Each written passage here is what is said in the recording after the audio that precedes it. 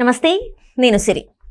బాలకృష్ణ గారి 109వ సినిమా డాకు మహారాజ్గా అయితే టైటిల్ని అయితే ఖరారు చేశారు. అయితే ఇంతకీ డాకు మహారాజ్ అనే టైటిల్ని ఆ స్టోరీలో ఉన్న అది కూడా మొత్తం కూడా ఒక ఇన్స్పిరేషన్గా అప్పట్లో 90s 50sలో డాకు మాన్సింగ్ అనే వ్యక్తితోని అంటే ఈ సినిమాని అంటే ఆ ఇన్స్పిరేషన్ స్టోరీ కానీ ఆ పేరు కానీ అంతా కూడా తీశారని చెప్పేసి కొన్ని వార్తలు వస్తున్నాయి. మరి డాకు మహారాజ్ కథ కూడా ఈ కథకి మరి ఏమన్నా సంబంధం ఉందా ఏంటి అనే అంశాన్ని మనకి వివరించడానికి మనతో పాటు ఉన్నారు ప్రముఖ సినీ క్రిటిక్ యజ్ఞమూర్తి గారు. నమస్కారం సార్. నమస్తే సిరి. సార్, ఇప్పుడు ఒక వార్త అయితే హల్చల్ అవుతుంది. ఎప్పుడైతే బాలకృష్ణ గారి సినిమా టైటిల్ని ఎప్పుడైతే రివీల్ చేశారో అప్పటి నుంచి చర్చ జరుగుతుంది. డాకు మాన్సింగ్ గారి పేరు వినిపిస్తుంది. 90s 50sలో చెంబల్లోయల్ని హడలెత్తించిన తన్నని ఇన్స్పిరేషన్గా తీసుకొని స్టోరీ నడిచింది, స్టోరీ తీశారని కొన్ని వార్తలు అయితే వస్తున్నాయి. మరి నిజంగా అసలు ఈ డాకు మాన్సింగ్ ఎవరంటారు, ఏంటి అసలు? ఫస్ట్ డాకు మహారాజ్ అనే ఆ టైటిల్ రివీల్ చేయడంతో విపరీతమైనటువంటి రెస్పాన్స్ వచ్చింది ఫ్యాన్స్ దగ్గర నుంచి. సో బాలయ్య బాబు ఫ్యాన్స్ అందరూ కూడా ఖుషి అయ్యారు. అయితే విమర్శకులకు కూడా పని తగిలిందని చెప్పాలి. ప్రస్తుతం ఆయన ఒక రాజకీయ నాయకుడు, ఒక ప్రజాసేవకుడు, అంటే క్యాన్సర్ ఇన్స్టిట్యూట్ని నడుపుతున్నట్టు వ్యక్తి. అలాగే 3 సార్లు ఎమ్మెల్యేగా, 3వసారి కూడా ఎమ్మెల్యేగా గెలిచిన వ్యక్తి. డాకు మహారాజ్ అనే టైటిల్ ఎలా పెట్టుకుంటారు అని కొంతమంది విమర్శకులు అయితే ఆ పాయింట్ కూడా లేవదీస్తున్నారు సోషల్ మీడియాలో. అయితే ఇక్కడ ఒక ఇంట్రెస్టింగ్ విషయం, నిన్న ఏదైతే టైటిల్ టీజర్ అనేది రిలీజ్ అయిందో ఒక విషయం మాత్రం గ్రహింపుకి వచ్చింది. అదేమంటే ఇందులో కూడా బాలయ్య బాబు డ్యూయల్ రోల్లో కనిపిస్తున్నాడా అని. ఎందుకంటే ఆ గుర్రాలు అవి ఈ కాలానికి సంబంధించినటువంటిది కాదు. ఈ డాకులు వీళ్ళందరూ కూడా ఒకప్పుడు 1980s వరకు ఉన్నవాళ్లే.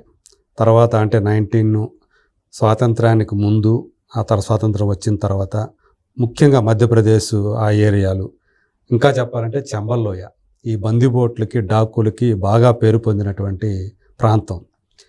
ఆ ఇన్స్పిరేషన్స్ తోటి చాలా సినిమాల్లో, హిందీ సినిమాలు కానివ్వండి, ఈవెన్ తెలుగు సినిమాల్లో కానివ్వండి అనేక పాత్రలు పుట్టుకొచ్చాయి. అప్పట్లో చాలా సినిమాలు విలన్లు ఎక్కువ ఈ డాకులే తెలుగు సినిమాల్లో కూడా కనిపించారు.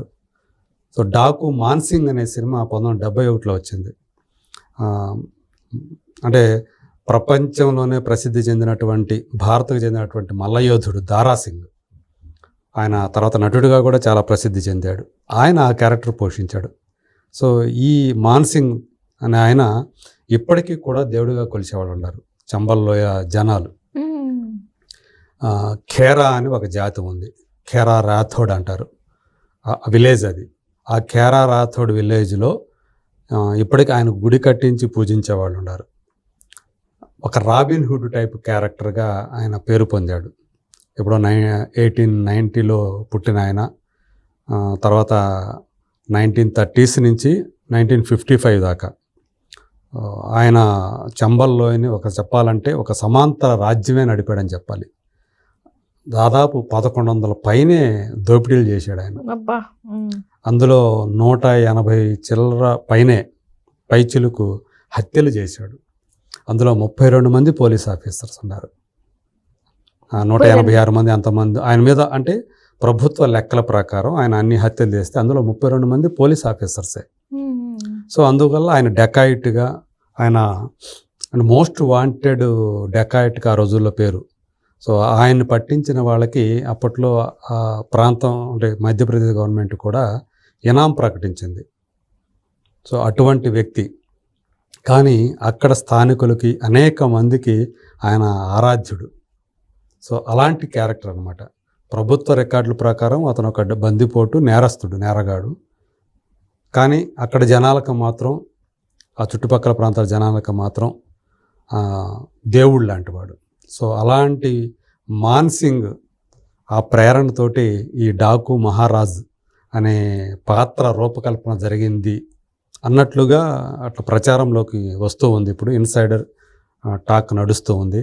సో నిజంగా ఒకవేళ డాకు మాన్సింగ్ ఆ క్యారెక్టర్ ఆ స్ఫూర్తితోటి సో ఈ క్యారెక్టర్ని తీసి ఉన్నా ఆశ్చర్యపోవాల్సిన పని లేదు.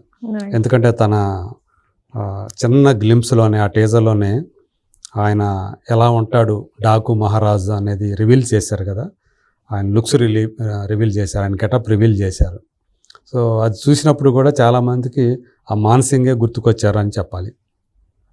పైగా యాక్చువల్గా వీళ్ళు మొదట అంటే 3 టైటిల్స్ అనుకున్నారని కూడా మనం చెప్తాం.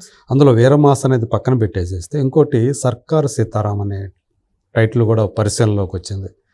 సో సీతారాం అంటే ఎవరు అంటే ప్రభుత్వ ఉద్యోగి, అందుకనే సర్కార్ సీతారాం అని టైటిల్ పెట్టారు అనేది కూడా వినిపిస్తూ ఉంది.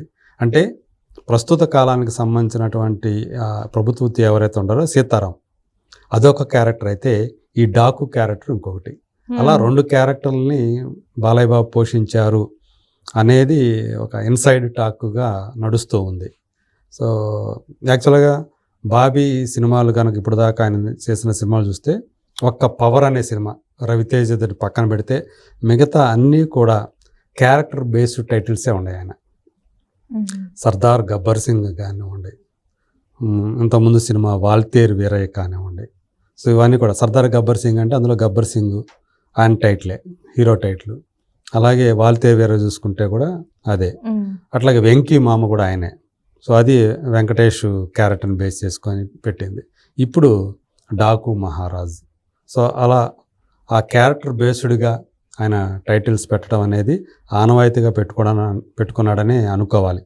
ఏది ప్రధానంగా ఆ సర్దార్ గబ్బర్ సింగ్ నుంచి చూస్తే బాబీ స్టైల్ అలా కనిపిస్తుంది.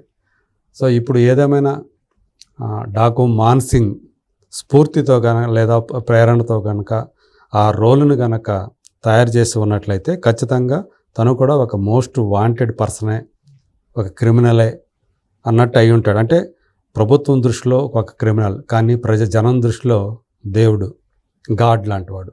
సో నిజంగా మాన్సింగ్కి గుడి కట్టారు కూడా లిటరల్గా. సో గుడి కట్టి పూజిస్తున్నారు ఆయన్ని ఒక ప్రాంతం వాళ్ళు. అంటే ఆయన ఎక్కడైతే తన కార్యకలాపాలు కొనసాగించాడు. 1955లో ఆయన కొడుకు సుబేదార్ సింగ్ అతని పేరు ఒక మర్రి చెట్టు కింద సేద తీరుతూ ఉన్నప్పుడు, విశ్రాంతి తీసుకుంటున్నప్పుడు, అప్పుడు గోర్ఖా ట్రూప్స్ అని గవర్నమెంట్ పెట్టింది. వాళ్ళు వచ్చి ఆయన ఫైరింగ్ చేసి చంపేశారు ఇద్దరిని కూడా, తండ్రి కొడుకులు ఇద్దరిని. సో అలాంటి జీవితం అయింది. 17 మంది ట్రూప్ అయింది. ఆ 17 మంది అంతా కూడా ఆయన బంధువులే, ఆయన పిల్లలు, ఆయన కొడుకులు కానివ్వండి, అలాగే మేనల్లులు కానివ్వండి, లేదా అన్నదమ్ములు కానివ్వండి, లేదా తమ్ముళ్ళ పిల్లలు కానివ్వండి. సో వీళ్ళతోటి 17 మంది టీం ఆయన, మొత్తం ఆయన కుటుంబం అంతా కుటుంబ సభ్యులే. సో అలా ఒక రాజ్యం చేశాడు ఆయన. 55లో చంపేశారు ఆయన్ని. తర్వాత కాలంలో మళ్ళీ ఆయన ఇంకో కొడుకు ఉన్నాడు. సో అతను తర్వాత బందిపోటుగా అతను రాజ్యం చేశాడు. మనకందరికీ తెలుసు, ఒక చంబల్లోయని గడగడలాడించినటువంటి పోలందేవి కథ మనందరికీ తెలుసు. సో ఆమె కంటే ముందు మనకు తెలిసిన, అంటే ఈ కాలానికి తెలిసింది పోలందేవే, బ్యాండిట్ క్వీన్ అనే సినిమా కూడా తీశారు కదా.